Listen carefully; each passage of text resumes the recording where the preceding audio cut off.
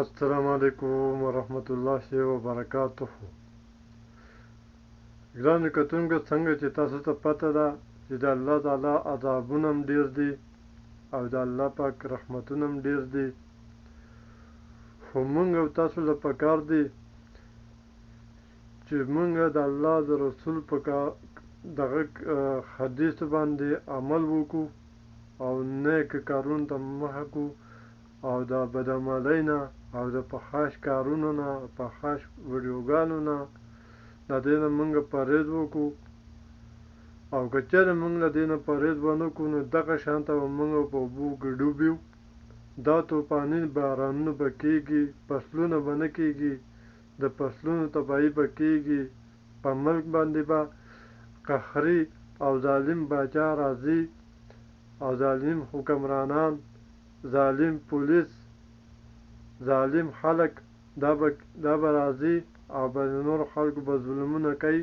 ولې چې دا د الله پاک یو عذاب دی او عذاب به وي، ځکه چې مونږه قلاریږو نو او هغه شانته مونږه په ټیک ټاک باندې دا فحش ویډیوګانې وینو، دا خلک یې جوړوي او مونږه فحش ویډیوګانې او په مځکه باندې د غلط احکامات پیلول، دا دې نه مونږ پرهیز وکړو نو الله تعالی به د عذاب په مونږ باندې ختم کړي. دا طوفاني بارانونه، دا ګالۍ، دا خشکي، دا ظالمانان خلک دا به ختم شي.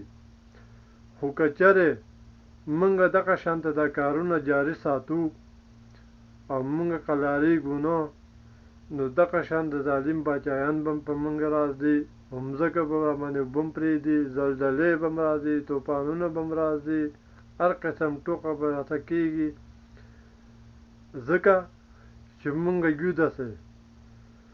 نو مونږ تاسو له پکار دی چې د دې کارونو پرهیز وکړو، د دې خپل لمونځ او اودس جاري ساتو او د حضرت محمد صلی الله علیه وسلم د سنت طریقه باندې خپله زندګي تېره کړو. ولې چې ته به څومره زندګي، 50 کاله به یې، 30 کاله به یې، 20 کاله به یې، 70 کاله به یې، خاص طور 100 کاله به یې، اخر به ته مرې، قبر ته به کوزېږې او په قبر کې به ستاسو حساب کتاب د څه شي کېږي؟ د نیک اعمال حساب کتاب به ستاسو کېږي. د ټول نه اول د لمونځ به تپوس به ستا نه کېږي.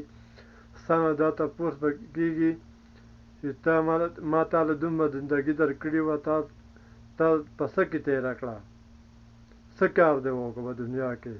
نو ته به دغه شانته وایې چې ما پلانکی سړی ذلیله کړی او د پلانکي نه مې غلا کړې وه، پلانکی مې وژلی وه، د پلانکۍ ښځې ته مې داسې ویډیو کړې وه، پلانکۍ ښځې ته مې داسې کتلي وو او داسې چل مې کړی و، هغه چل مې کړی و.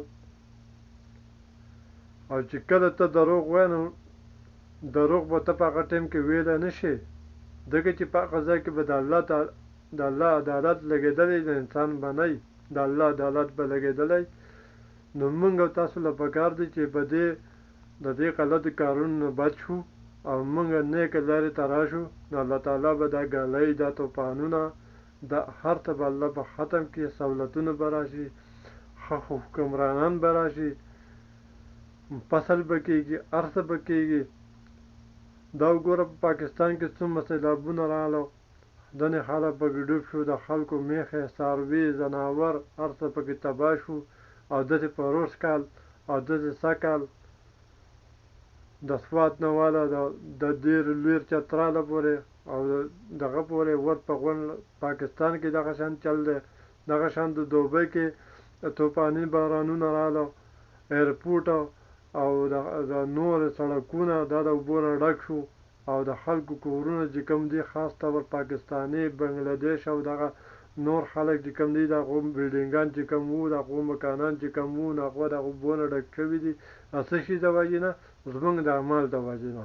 نو الله پاک دې موږ ته نیک عمل توفیق نصیب کړي. جزاک الله خیر. السلام علیکم.